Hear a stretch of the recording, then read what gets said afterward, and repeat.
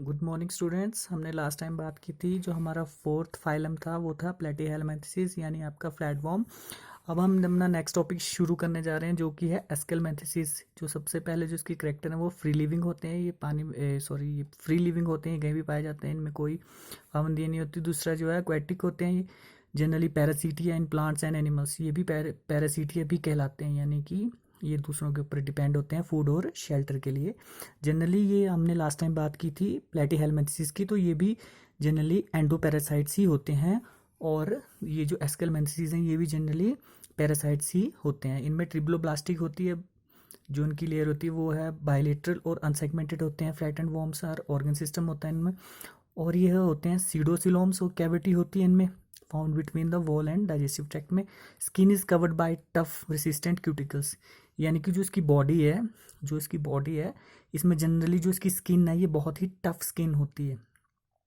और समटाइम ये जो होती है ये हेल्प करती है क्यूटिकल्स को रेसिस्टेंट में हेल्प करती है, यानी कि उनसे क्यूटिकल्स इन्हें बचाती है ताकि इनकी बॉडी हार्म ना हो। उसके बाद इनमें कोई रेस्पिरेटरी सिस्टम नहीं होता और ना ही इनमें कोई वेस्कुलर सिस्टम भी होता है। जनरली इनके एग्जाम्पल की बात करें तो हम आएगा, इसका एग्जाम्पल आएगा एस्कैरिसिस यानी कि राउंड वॉर्म। ये भी एक पैरासाइट है। ये सबसे बड़ी इसकी प्रॉपर्टी है। प्लेटीहेलमिन्थेसिस की तरह इसकी ये प्रॉपर्टी है कि ये जनरली पैरासाइट्स भी कहलाते हैं। उसके बाद बात आती है एनालिडा की। एनालिडा में क्या होता है कि ये भी जो इसका ऑर्गन सिस्टम है ये भी छुपा के रखता है, इसका भी कोई मेन फंक्शन ये शो नहीं कर पाता है।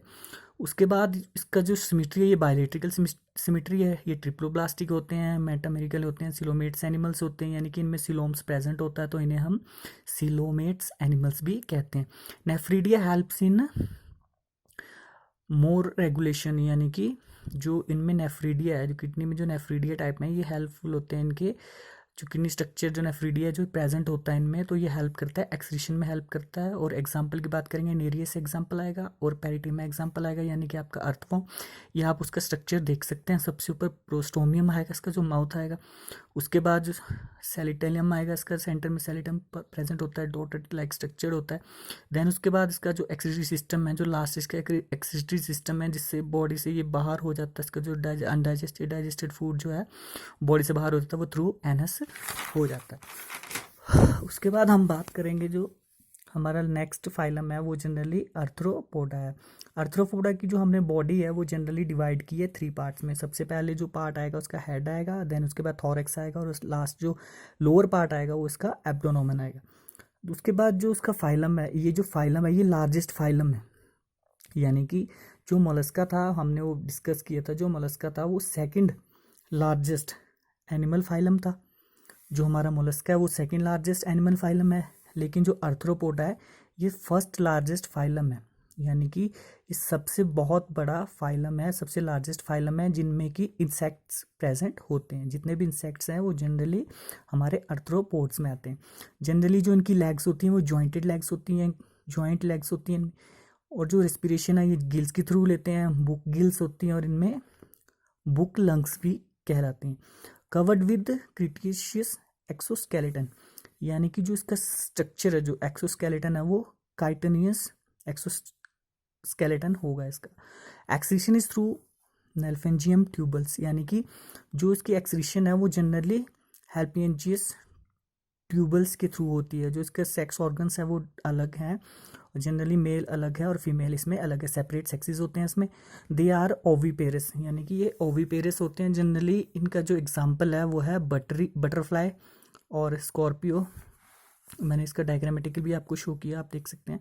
उसके बाद बात आती है मोलस्का की। मोलस्का की बात करें तो हम ये सेकेंड लार्जेस्ट एनिमल फाइलम होता है। फर्स्ट जो लार्जेस्ट फाइलम है वो आर्थ्रोपोड्स है, उसके बाद सेकेंड लार्जेस्ट आता है हमारा मोलस्का। मोलस्का जो उसकी सेलुलर ऑर्गेनाइजेशन ऑफ बॉडी की जो सेल स्ट्रक्चर्स हैं इसके, ये मल्टी सेलुलर होता है और इसके ऑर्गन लेवल ऑर्गेनाइजेशन होती है। उसके बाद हम बात करें तो ये जनरली एक्वेटिक भी होते हैं और टेरेस्ट्रियल भी होते हैं, सेपरेट सेक्सेस होते हैं इनमें, जो हमारा मोलस्का है। और इसकी जो बॉडी है वो जनरली 3 पार्ट्स में डिवाइड की गई है। फर्स्ट पार्ट है जो इसका हेड है, दूसरा इसका वेस्किरल्स मास है, और थर्ड इसका फुट है। जनरली ये ओविपेरस होते हैं। उसके बाद बात करेंगे तो हम एग्जाम्पल के तो ऑक्टोपस आएगा, पीला आएगा और स्नेल आएगी। मैंने आपको पीला का डायग्राम यहाँ पे बना के दिखाया हुआ है, आप यहाँ से देख सकते हैं, बाकी आप बुक से भी कंडक्ट कर सकते हैं। उसके बाद जो 9th है, जो हमारा 9th फाइलम है वो है हेमिकॉर्डेटा, यानी कि ऑर्गन लेवल ऑफ ऑर्गेनाइजेशन होगी, इसमें बायोलेट्रिकल सिमेट्री होगी, ट्रिप्लोब्लास्टिक एंड सिलोमेट्स होंगे। जो भी सिलोम्स, जिन ऑर्गेनिज्म में सिलोम प्रेजेंट होगा उन्हें हम सिलोमेट्स ऑर्गेनिजम्स कहते हैं, एनिमल्स कहते हैं। और उसके बाद जो उसकी बॉडी है वो सिलिंड्रिकल होगी। इनमें भी सेपरेट सेक्सेस होगा, जो मेल ऑर्गन है, मेल सेक्स ऑर्गन्स हैं वो अलग होंगे, फीमेल सेक्स ऑर्गन्स इसमें अलग होंगे, यानी कि इन्हें हम सेपरेट सेक्सेस भी कहते हैं। इसमें एक्सटर्नल फर्टिलाइजेशन होगी। जनरली इसका एग्जाम्पल की बात करें तो प्लेनोक्लॉसिक होगा और सेकोक्लॉसिस भी होगा। यहाँ बोलेनोग्लोसिस का भी एग्जाम्पल देख सकते हैं। उसके बाद बात करेंगे हम थर्ड जो है हमारा एकेनोडर्मेटा, यानी कि जनरली इनमें स्टार फिशेज आती हैं, स्टार फिशेज में। उसके बाद जो बॉडी ट्रिप्लोब्लास्टिक है, अनसेगमेंटेड है और इसका रेडियल सिमेट्रिकल भी होते हैं। मैरिन विद ऑर्गन सिस्टम, यानी कि ये मैरिन भी होते हैं और इनमें ऑर्गन सिस्टम भी प्रेजेंट होता है। Body surface covered by skinny calcareous, यानी कि जो इसकी बॉडी है वो जनरली स्किनी बॉडी होती है, इसकी कोलरकेशियस ऑसिकल्स भी से कहते हैं। उसके बाद बात करेंगे हम इसका nervous system comprises nerve and radial rings, यानी कि जो इसका नर्वस सिस्टम प्रेजेंट होगा उनमें जनरली कंबाइंड होगा नर्व और रेडियल रिंग से बनकर इसका नर्वस सिस्टम बनेगा। इसमें भी सेपरेट सेक्सेस होते हैं। एग्जाम्पल की बात करें तो स्टारफिश एंड सी ऑर्गन्स भी होते हैं इसके। उसके बाद अगर हम बात करें तो हमारे आते हैं कॉर्डेटा, यानी कि लास्ट जो हमारा है वो है chordata, having notochords on dorsal side. इसकी होगी वेंट्रल साइड अपर साइड होगी, डोर्सल साइड डाउन साइड होगी। इसमें जनरली नोटोकॉर्ड्स प्रेजेंट होगा। ऑर्गन लेवल ऑफ ऑर्गेनाइजेशन होगी, सिलोमेटेड एंड ट्रिप्लोब्लास्टिक होंगे। Post anal tail is present in early stages, यानी कि जो इसकी एनाल है टेल, जो इसकी टेल है वो पोस्ट एनाल टेल कहेंगे उसे, वो जनरली अर्ली स्टेज में ही प्रेजेंट होगी। Body is markedly differentiated into head, trunk और टेल, यानी कि जो इसकी बॉडी है वो 3 पार्ट में डिवाइडेड की गई है। जनरली कि फर्स्ट जो आएगा वो हेड है, उसके बाद ट्रंक, देन उसके बाद टेल। अब बात करेंगे तो एक्सक्रीशन, जो इसका मोड ऑफ एक्सक्रीशन है वो जनरली किडनी के थ्रू ही होता है। अब हम कॉर्डेट की बात कर रहे थे, तो कॉर्डेट के भी कुछ सब फाइलम्स भी प्रेजेंट हैं, जैसे कि सबसे पहले यूरोकॉर्डाटा, फिर उसके बाद स्फेलोकॉर्डाटा और देन उसके बाद वर्टिब्रेटा। जो हमारा यूरोकॉर्डाटा है वो generally notochords present only in larval stage, यानी कि जो नोटोकॉर्ड्स हैं, जो नोटोकॉर्ड्स होते हैं, जो हमारे टेल लाइक स्ट्रक्चर होता है नोटोकॉर्ड्स, वो जनरली लार्वल स्टेज में ही प्रेजेंट होता है। उसके बाद बारी आती है स्फेलोकॉर्डाटा की। स्फेलोकॉर्डाटा में क्या होता है, notochord extends from head to tail, यानी कि नोटोकॉर्ड एक्सटेंड करता जाता है, बढ़ता जाता है हेड टू टेल के लिए। उसके बाद जो आते हैं वर्टिब्रेट्स, जितने हमारे वर्टिब्रेट्स हैं उनमें जनरली नोटोकॉर्ड एम्ब्रियोनिक पीरियड में ही होता है। जनरली वर्टिब्रेट्स ह्यूमंस वगैरह में आप देख सकते हैं जो नोटोकॉर्ड्स हैं वो जनरली एम्ब्रियोनिक पीरियड तक ही होता है और उसके बाद वो रिप्लेस कर जाता है वर्टिब्रल कॉलम, यानी कि उसके बाद वो वर्टिब्रल कॉलम के थ्रू रिप्लेस हो जाता है। लेकिन नोटोकॉर्ड में जो सबसे पहले एम्ब्रियोनिक पीरियड में जो नोटोकॉर्ड्स प्रेजेंट होती हैं वो जनरली रिप्लेस हो जाती हैं, यानी कि वो रिप्लेस हो जाती हैं बाई वर्टिब्रल्स कॉलम इन एडल्ट, यानी कि जब वो बड़े होते हैं, एडल्ट्स में ग्रोथ की लेवल में चले जाते हैं, ग्रोथ एज में चले जाते हैं, तो जो हमारे नोटोकॉर्ड्स हैं वो कन्वर्ट हो जाते हैं वर्टिब्रल्स कॉलम में। अब बात करेंगे वर्टिब्रेटा की। वर्टिब्रेटा को भी 2 डिवीजन में डिवाइड किया गया, अग्नेथा और जी एग्नेथोस्टोमेटा, यानी कि सबसे पहले जो अग्नेथा है वो जनरली जॉ लेस होंगे, इनमें जो जॉ होंगे, जो इनका स्ट्रक्चर होगा, जॉ का स्ट्रक्चर होगा वो एब्सेंट होगा। दूसरे होंगे हमारे बियर्स जो गनेथोस्टोमेटा है, इनमें जनरली जॉ प्रेजेंट होते हैं। अब बात करेंगे हम गनेथोस्टोमेटा। ग्रोमेथोस्टोमेटा को भी 2 सुपर क्लासेस में डिवाइड किया गया। फर्स्ट ऑफ ऑल पीसिस, यानी कि बियर फिन्स ही आएंगी आपकी। जनरली फिशेस की बात करेंगे हम तो फिशेस में पाइसिस जो आएंगे, सबसे पहले एग्जांपल आएगा तो उसमें जो हम होंगे उनमें फिन्स प्रेजेंट होंगे।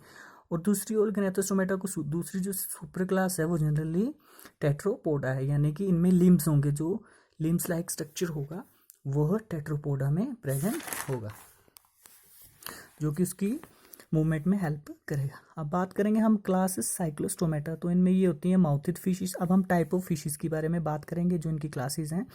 उनमें सबसे पहले जो क्लास आती है वो जनरली साइक्लोस्टोमेटा आती है, जो कि माउथेड फिशेस होती हैं।